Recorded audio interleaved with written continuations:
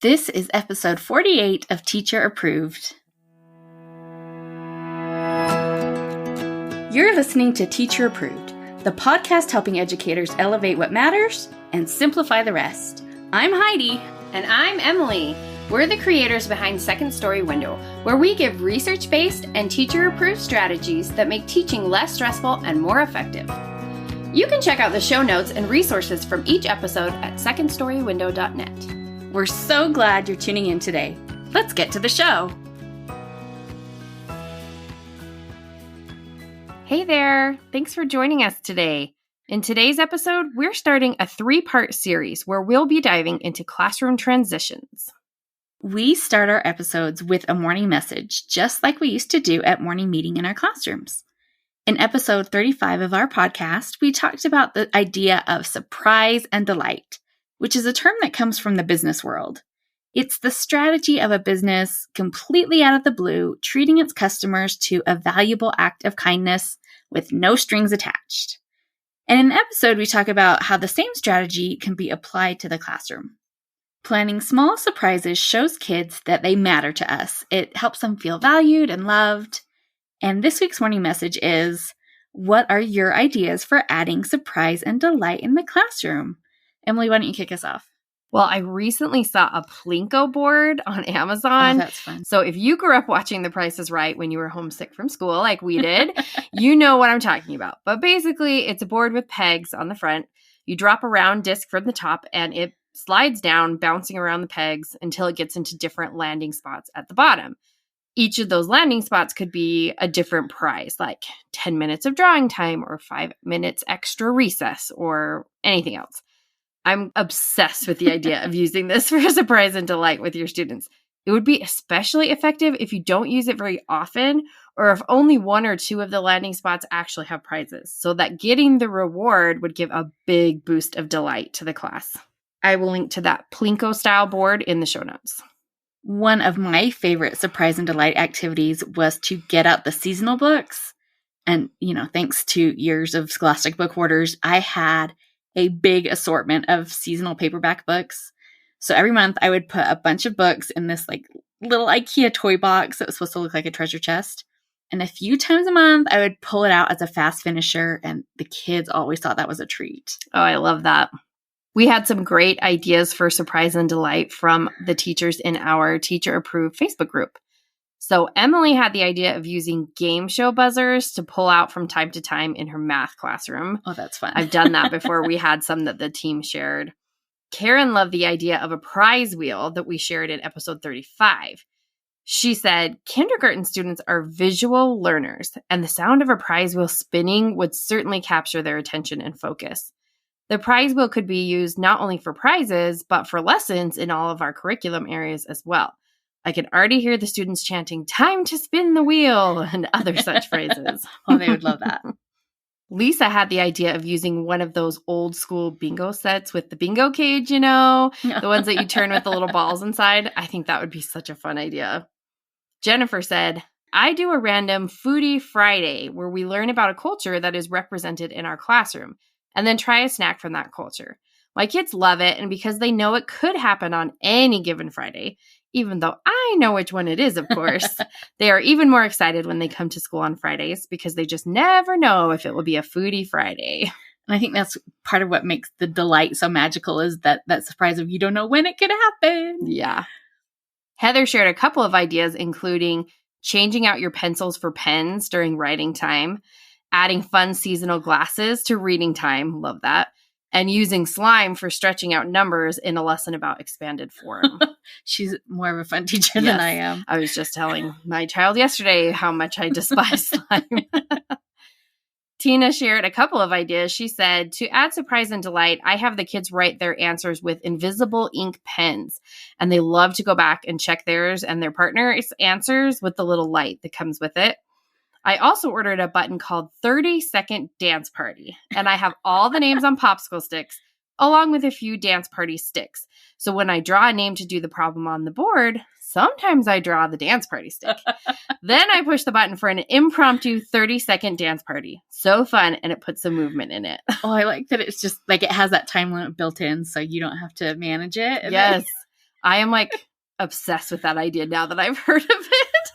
So I found a link for you guys on Amazon, and I'll put that in the show notes. And while I was looking for that, I also found a height button that will do one of those air horn sound effects. And you're like, pew, pew, pew, pew, pew. Is that a good one? Yeah, that's a good one. I think it would be so fun to have one of those that you occasionally hit when the class has done something like super spectacular. Just like hit that height button. I'm obsessed with this idea now. We need all of these buttons. I will link to all of that in the show notes. We'd love to hear your ideas for surprise and delight in the classroom over in our Teacher Approved Facebook group. Or you can connect with us on Instagram at Second Story Window, and that is with a 2. Now it's time for the feedback of the week. This week, we're sharing some amazing feedback we got on Facebook about our fluency and comprehension reading passages. Amy said, I love these passages and I use them as homework. I always get a few parents that tell me how much they love reading them. And a family even planned a trip to Yellowstone after reading. Thanks for the great resources.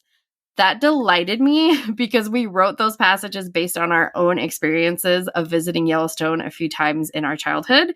So it just makes me so happy to think that it inspired somebody else to visit one of our favorite places. You can find a link to our fluency and comprehension reading passages at the link in our show notes. This week, we are starting our 3-part series on classroom transitions. Woo-woo! Emily, why don't you kick us off by explaining what we mean by transitions? Well, simply put, a transition is just the ending of one activity and the beginning of another. But if you've ever had to direct a class of children through a transition, you know there's actually nothing simple about a transition. Oh, definitely. On the surface, it seems like it should be so simple. Just get from point A to point B. But transitions involve managing behavior, managing time, and then also often managing materials on top of it all. And then all of that has to occur in a very short window with maximum efficiency and minimum supervision. So easy, right? No problem. Even if the teacher is actively paying attention as the transition unfolds, it is impossible to see everything that's happening. And students, whether intentionally or not, will seize on this opportunity to go rogue. So you can see why transitions become the point that can make or break your classroom management. As we're talking, I'm imagining a teacher in the middle of a tornado of activity.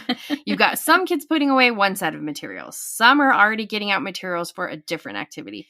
And then they're all moving to a new location in the room, but getting there at different times. If you've ever been in a classroom, you've felt this feeling. It really is a tornado of activity. So I guess that gives us a choice. We can either be blown over by transitions or learn to harness them. In order to harness them, we need to set everyone up for success. We do that by making sure transitions have clear beginnings and endings and that they minimize wasted time. Over the next 3 podcast episodes, we are diving deep into the world of transition taming. Yeah, that's going to be a new role on your job description, is that you're a transition tamer. It's so important to note that several studies have highlighted 3 characteristics of efficient transitions. First, they have clear beginnings and ends. Second, they are rapid. And third, they minimize the amount of downtime between activities. Since this is a lot of information to cover, we are going to break it down over the next few weeks. In today's episode, we will discuss ways to give your transitions clear beginnings and ends. Next week, we will address the time management component of transitions, and then in our 3rd episode, we'll share important keys that keep one activity efficiently rolling into the next one. So, Emily, lead us into today's discussion. I would love to. The first thing to recognize is that there are 2 types of transitions: routine transitions and prompted transitions. A routine transition is just what it sounds like. It's part of your daily routine. Think of transitions that are like arriving at school in the morning and coming into your class, or where students turn in their finished paper. Because these are part of your routine, you can teach them just like any other procedure. Oh, you know how we love to talk about procedures. It's true. We do. We always come back to our method of tell, try, and tally. So you start by telling or explaining the transition. You walk through it, you model it, you point out any tricky parts. Then it's the student's turn to try and complete the procedure. You have the class follow the directions you just explained, and then you tally or evaluate how it went. You have probably done this already. Yes, gold star for teaching your routine transition so effectively already. Just remember that tallying is an ongoing process. The standard of behavior in a classroom is whatever students can get away with. So if things are starting to slide out of place, make sure to take the time to address the issue and practice doing it right. If you go back to episode 32, we have a whole podcast episode that walks you through how to tighten up your procedures, and that includes all of your routine transitions. But prompted transitions need a different approach. I think this is where a lot of teachers struggle because prompted transitions require more guidance. Part of that is due to their nature. A prompted transition likely isn't part of your class routine. And also, they vary wildly from transition to transition. So a transition to getting out supplies for an art project is going to look really different from a transition to getting into groups of 4 for a discussion. Right. So the trick to making these prompted transitions efficient isn't about standardizing each transition. It's about standardizing your prompt. Exactly. So to do this, you need 2 things: an attention signal and an action cue. You likely already have an attention signal. Maybe you change up your attention signals each month, or maybe you do the same one all year. I just tended to pick one and use it all year. Yeah, me too. But whatever phrase or chant you use to get your class's attention is the same signal that you just used to start a prompted transition. It's useful because the kids know exactly how to respond to it. Hey there, teacher friend. Do you have a question or concern that could use a teacher-proof solution? We'd love to help you out by answering your question here on the podcast. You can submit your questions to hello@secondstorywindow.net and put podcast question in your subject line. We can't wait to hear what's on your mind. But an action cue might be new to your class. And this was actually one of our teacher-approved tips in one of our first episodes because action cues are just super handy. They really are so useful.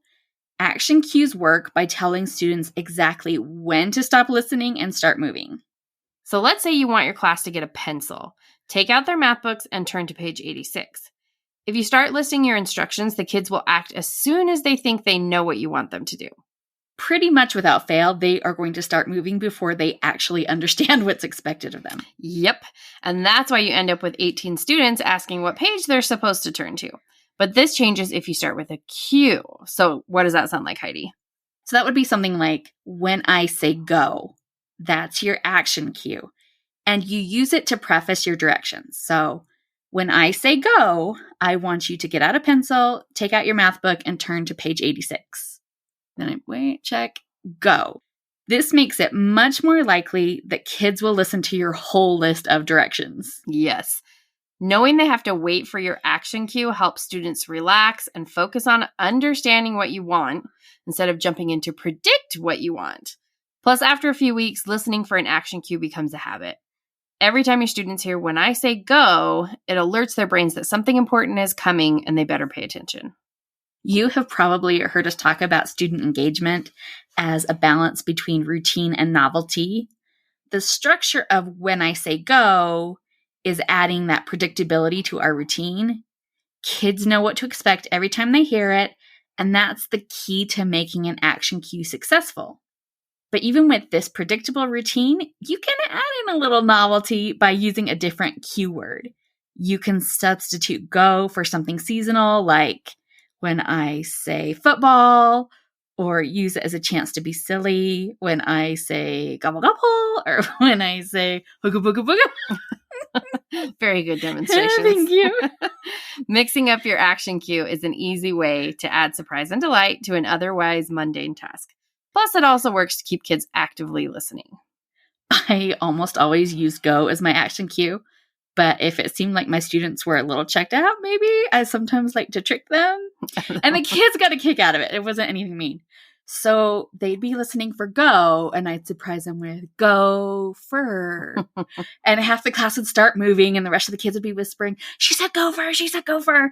So everyone would sit back down and they'd laughing, and we'd do it again. Ghost. And they'd laugh and I'd laugh. And by this point, they're just hanging on my every word. So sometimes I would just say go right after that. And sometimes I would drag it out as long as I could think of words that started with G-O. I had quite the repertoire. Goes, gold, goat, going. That's a good tricky one. And then when I actually said go, I'd whisper it softly, and they would also think it was funny. I'm hilarious in the classroom. And maybe it sounds like I'm belaboring the point, but that 20 seconds of surprise bought me a class that was 100% on task and enjoying themselves while they did it. And they were walking off to do their task with a smile on their face. Yes. And we love that. It's not something you'd want to use every day, but getting silly with your action cue every once in a while can give you and your students a moment of shared fun. It really speaks to the power of surprise and delight. It's like a spice. You don't need much to create a noticeable positive impact. So let's put our attention signal and our action cue into a larger sequence for standardizing prompted transitions. Ooh, we love a step-by-step system. Oh, we live for a checklist. So, step 1 is to get their attention. If you are setting them up for the transition in the middle of a lesson, you likely already have their attention. But if you are interrupting an activity to prompt a coming transition, always, always, always, always make sure you have their full attention before you start giving directions. Then once you have their attention, it's time for step 2. Explain your action cue. When I say go, or in a moment when I say banana pants. Because you're telling them what to listen for, they will continue to pay attention while you do step 3, which is to give directions. This is the point where you prep them for what's to come. Whatever you want them to do, lay it out step by step. I also like to tack on my expectations for how I want it done. When I say go, I want you to quickly and quietly tuck in your chair and come back to the rug. Or when I balk like a chicken, I want you to quickly and quietly get a paper and number it from 1 to 10 for a spelling test. If you had a nickel for every time you said quickly and quietly, you'd probably be retired in Hawaii by now. No joke. But after you've explained what to do, step 4 is to check for understanding. If your directions are straightforward, like come to the rug, you can probably just do a visual scan to make sure everyone seems to know what to do. It gets trickier, though, if your directions have multiple steps. We know kids struggle with those multi-step directions. And haven't we all learned that the hard way? If you need kids to keep track of multiple tasks, you want to make sure everyone is on the same page before you turn them loose. And one way to do that is to ask someone to repeat back what you said. Just make sure you're not using that as a punishment to catch someone off guard. That's not the point here. No, we really want to make sure everyone is getting the information they need. You also could make a list on the board for reference if you're asking them to remember several steps. Some other ideas for checking for understanding are having students turn and tell a neighbor what they're supposed to do, or even a give me a thumbs up if you know what to do. I like to end with a raise your hand if you have any questions so I can clear up any misunderstandings before they become problems. Then it is time for the transition. Step 5 is use your action cue. Go, banana pants, back, whatever your cue was. That was a good chicken call there. I've been practicing. Once kids start moving, step 6 is to monitor.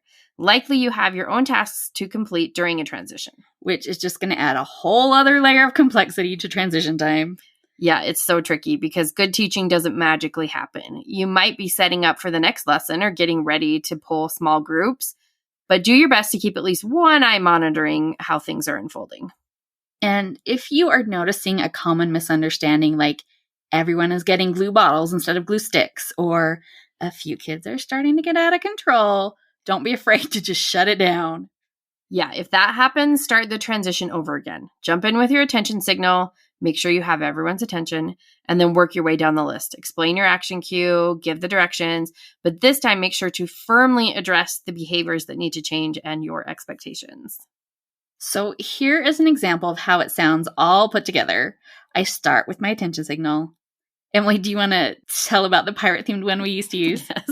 I just heard somebody say this the other day, and I immediately, my heart rose. I was like, oh, it's like I'm back in the classroom. Okay. So when we had a pirate-themed classroom, we both used to use the signal of all hands on deck. and the kids were supposed to stop and salute within... Aye, Captain! So I'd start, all hands on deck, and then I'd wait to make sure I had all eyes on me.